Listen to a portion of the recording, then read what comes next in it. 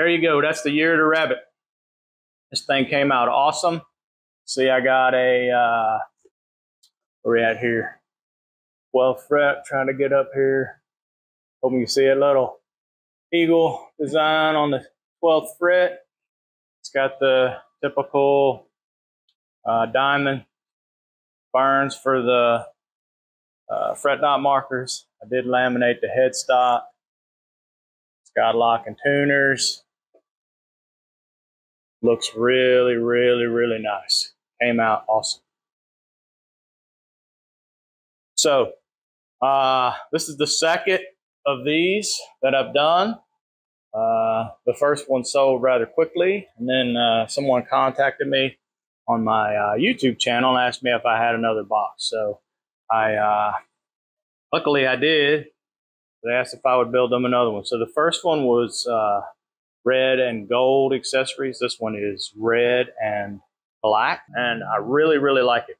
I did the gold originally just to match all the stuff that was already on here, but I think the black pops as well. So this is really awesome. I did a video of the whole process, and you know, I've done them where I've explained various parts. So I just pull my phone out, hit record, and let it record the whole thing. And then I spent a lot of time editing and trying to whittle it down. I've got it whittled down to about 20 minutes. I had to speed it up in a lot of places, but I just wanted to show the process. So hopefully you stick around and check it out. I was going to just put some music to it, but I decided I would just, what I'm going to do is go back and edit it and talk through the various pieces so I can at least explain what's going on. I mean, I think it's pretty obvious, but I could at least explain what's going on with the build. If you don't, thanks for at least sticking it out this far. And at least you got to look at the box. This thing came out awesome. It is a really nice nice box. This is a fun build. Again, maple neck, rosewood fretboard, rosewood heel with my logo in it, and a laminated headstock, and then it's got the maple and the rosewood on the back. Really awesome guitar. All right, so here we go. All right, so I always start out with a 36-inch long blanks. I cut them down to just over 1.5 inches, and I cut the scarf joint on each side. After I cut the scarf joint on each side, I take it in there and I lay it out on the box, and I figure out where the bridge is going to go, how many frets I can get on it, and all of that. That also tells me how much excess I can cut off the back side. That excess is what will flip around over to the other side and eventually finish out the scarf joint. So that's what I'm doing here. I'm cutting the excess, and you'll see me flip it around just to show you that that's how the scarf joint is formed. So getting ready to cut down the plank of rosewood that I have, and I've talked about this before. Stuff's not really straight enough to make necks out of, but I can use it to do heels. So that's what I'm doing. Is cutting it down, getting it ready to replace the heel. So the other thing I was doing when I was putting everything or measuring everything over on the box was measuring how long the heel was going to be for this particular build. So here I'll put a 45 on it, and it'll be ready to glue up.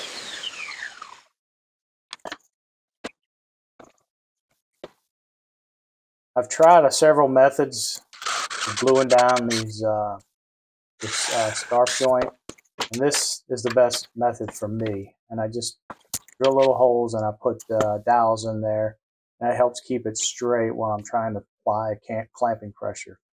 Before I try to clamp them down, and it was just so much of a pain to actually keep it exactly straight. This just helps out with that process. Some people cut off the tips of nails, nail it down to one side, cut the tip off, and then press it down on there, but I never really had much luck with that. So here, just finishing up getting the neck blank started, basically gluing the heel on. So the heel and the scarf joint is glued on. This thing will dry up overnight before I do anything else with it. I could probably pull the clamps off after a few hours, but I just prefer to let it sit overnight to make sure it's good and dry. I don't stress anything out. So while that's happening, I'm going to go ahead and cut the fret slots. Now I like to just flip it around, figure out which side I want to use, and then I'll put the template on the opposite side. I know this looks pretty violent and pretty fast, and it is. It's because the motor's not really that powerful, but it's good enough to cut these tiny little slots as long as you go fast enough through the wood. Try to go real slow, it would stop the motor. So, all right, once I pull the clamps off, you see I got the box stood up on the edge. There's some blue painter's tape up there, and I'm just kind of figuring out how deep to cut the neck slot. I made a mark on the outside. I've also accounted for my jig, and now it's time to get after it. And you've seen before the inside of these boxes. They have solid pieces in there, so you got to kind of route out a channel for the neck. You see it doesn't really get all of the neck slot, which is perfect. So I can hit it with a little shin-to and get it to fit real tight. Now, it does look a little high here. You'll see I still go ahead and mark out for the where I'm going to start cutting it down, but I do realize that I need to put it a little lower in the box, and I go back and route that out. So once I get that figured out, then I'll start cutting down the back of the neck that's going to be in the box so it'll fit, and I just smooth out the edges with the shin-to. If you don't have a shin-to, you really need one. That thing is awesome. I use it for a lot of things. So before I move on to the next step, I want to round over the edges and then glue the wings on. You can see the slot cut in my router table. That's because I did a bunch of necks and screwed up and glued the wings on first. So I made a slot to accommodate the wings, but not real optimal to do it that way. So there you go. Everything's fitting fine. Time to glue up the wings. I'm just putting little help pieces on the bottom here just to help line up these wings.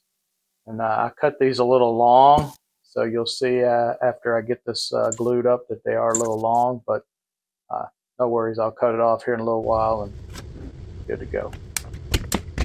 So it's just a matter of getting ready to do the lamination, so I'm trying to find the center point on that red piece and the width of the headstock so I can get everything lined up and ready to glue up. Once I do that, I'm going to take that neck over to the saw table again, and I'm going to cut the thickness down to accommodate not only the tuners, but the tuners plus the depth of the lamination. So I'm cutting it down just a little bit further than I'd normally cut.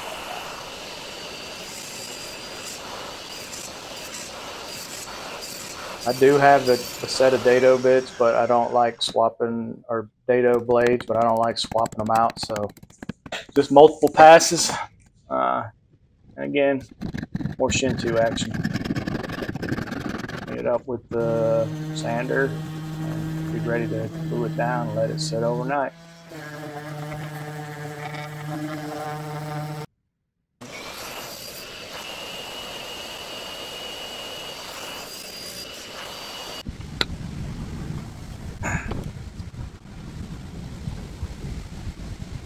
Making sure I get enough coverage on this thing so the laminate sits in there. I did cut a little angle on the back so it fits up against the neck really nice. I'm just pulling it out and wiping some of that glue out of there, because that spot, once that glue dried, it'd be very hard to get that glue out of that spot visible. So just taking advantage of that right now. Now it's time to shape this, and you've heard me talk about this before. As I get ready to shape this neck, I use kind of settled on this design right now, but I use two different templates. I use like a 4-string template and a 3-string template, and I just kind of combine the two. That way I can make this as long as I want, and it's a little bit wider than than the 3-string one, which I tend to prefer. So just kind of make do a little straight edge and line it too.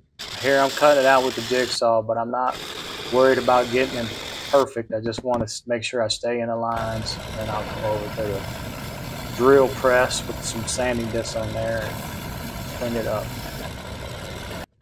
Makes it look real nice. Swap it to the smaller one.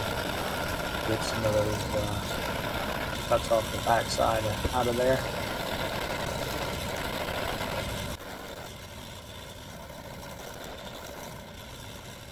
Up now over to the melt sander. Make sure my cuts on the side were straight, and it'll be just about time to glue up the fretboard.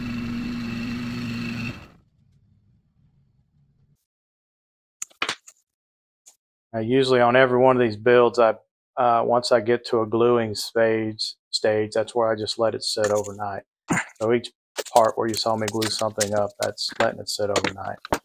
And I know you've seen me spread this glue with my finger several times. I know there's things out there you can use to spread glue, but I just do it with my finger. My brother tries to send me links to Amazon pieces and parts to spread glue, but that's just the way I do it. So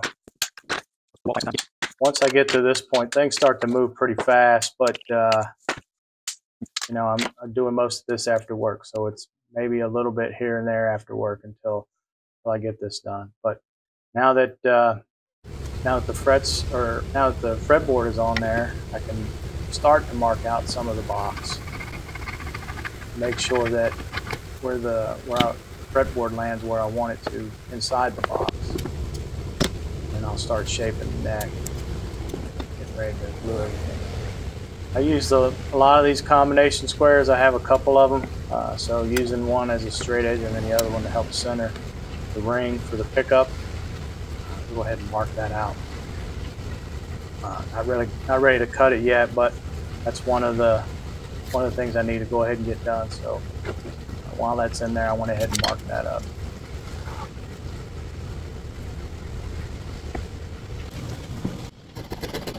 Clamp it in my vise and then hit it with the Shin-2 until I get it rounded over where it feels nice in the hand, and then finish it off. Start off with the sander, and then eventually I'll go to sandpaper. So I step it down. I start at 80 grit, and then I just keep going up until I get to 1,000 grit. That's what that is right there, 1,000 grit sandpaper, which makes it real smooth. So it's pretty nice, rounded over, feels real good in the hand, and now it's time to start fretting it up. Now, you know, I didn't do a whole lot of, I didn't video all of the fret work, but you know, this is where it counts right here. So you got to make sure you spend a lot of time on these frets. I just eyeballing it to make sure there was a high fret, so I had to pound it down. So now just kind of getting the little pieces off the edge, and I'll go through and level these frets and get them beveled on the edges, and get all the rough spots sanded out. And it's a rather lengthy process, but the most important part. I'm just kind of finishing it off here with sandpaper, and then cleaning it up with some steel wool. And now I'm using the little fret gauge to make sure that the frets are level. Check them in all three places where the strings will ride all the way up and down the neck. Just a very important part. Make sure you continue to do that. And rubbing the edges, make sure that there's nothing sticking out. So now once the frets are on, this is where I set the bridge. So I'll use one of my older builds, you know, to just kind of figure out, make sure I've got the bridge halfway set up. There's not a whole lot of, there's some adjustment, but not a lot. So I've got that ruler clamp down there to figure out where my 25-inch mark is to the 0 fret. Put a straight edge on there, and then I can mark it out. Now I've went ahead and I've drawn all the lines, so that's where the neck is in the box. Those lines are where the edge of the box is. I want to make sure that those pots don't interfere with anything. And there you go. That's what it's going to look like on the outside. So now it's time to just start cutting everything up and getting it set up so I can get this thing put together. You can see the holes have already been drilled there for the bridge. Just checking to make sure that the pickup's going to fit. Drill the holes for the ring that's going around the pickup. So it's important to pre-drill everything, and I use blue painter's tape. I use a lot of it. You can see just covering up the box so that I don't mar anything. So once I drilled the holes for the pots, I put the lid on and I kind of marked where they were going to go. And I could see that it was going to interfere, hit some of those pieces inside the box. I'm just using a little Forstner bit to make room for that. This wire here I'm tying back, this is a humbucker, so those wires aren't used unless you split the coil. So I tie those back. I'll put some hot glue over them, make sure they don't ground out on anything. So here we go, just soldering everything up inside on the other side of the lid. The wire hanging out under that I've just pulled now, that's the ground wire that'll go underneath the bridge to help or to ground the strings. Just getting that ready.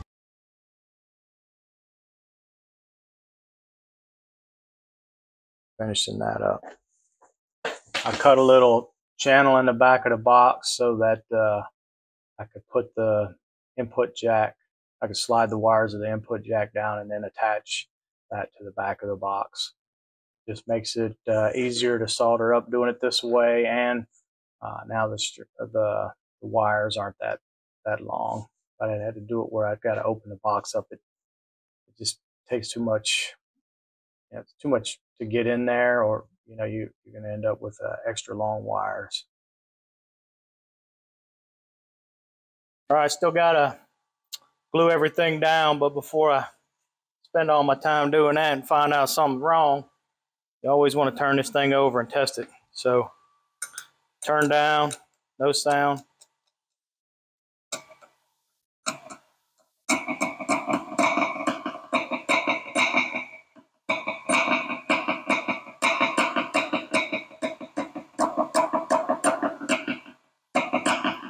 All right, so I turned both the volume and the tone knob. And besides listening for sound, I'm also making sure there's no scratching or any of that coming through. Just make sure my soldering job is sound. So now that I know that, I'm going to flip it back over, glue her up, and we're one step closer to getting this thing put together. All right, so now that I've tested everything out, it's just a matter of putting some hot glue on there, getting the wires kind of routed where nothing gets in the way. And so it's not going to rattle around inside the box. So here we go, finishing everything off. The holes drilled for the tuners. I did measure those and mark those out, even though you didn't see it on there. And when you're putting these tuners in, you have to go back and watch some other videos, but these tuners are left and right tuners, so they only go in one way. You don't want to put them in upside down or backwards, however you're looking at it. Basically on those, the screw would go towards the bridge, but you want the post pulling into the gears. I'm just making sure everything's straight, and I'm going to drill the holes, the little screws on the back, make sure they don't spin, and I'll tighten them up, real good.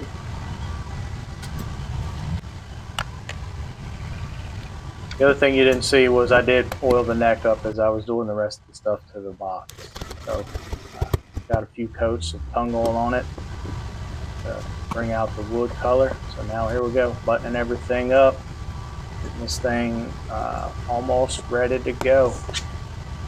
I know you saw me bouncing back and forth between the impact driver and the screwdriver. I'll start the screw with the impact driver, but I won't tighten it down with it. I'll use the screwdriver to finish it off. But there you go. That's it.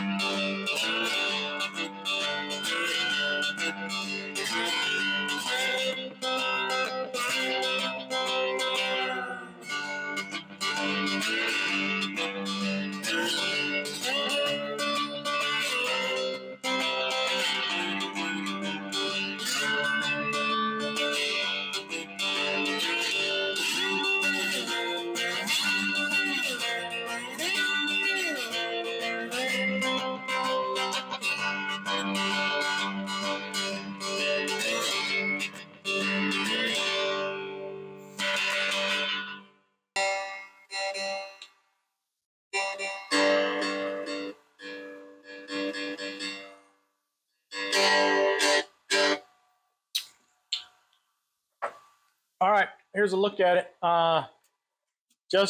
Literally just got the strings on it. They're going to continue to stretch, and that's usually what I do. I sit here and mess with it. I will adjust and make sure the intonation is correct, and then I'll also start adjusting the height of the strings. It's pretty close right now. Kind of like where it's at right now, but I'll play it a little while longer and see how it plays. There you go. You get a look. There's the Rabbit lamination. It's got lock and tuners. Got the strap button, front and rear. Black fixings. The last one was red and gold. This one is red and black. Came out really awesome. I need to put a hook on it and sign it. And I usually do that once I'm done getting it tuned up and figuring it out. So I'm just going to sit here and mess with it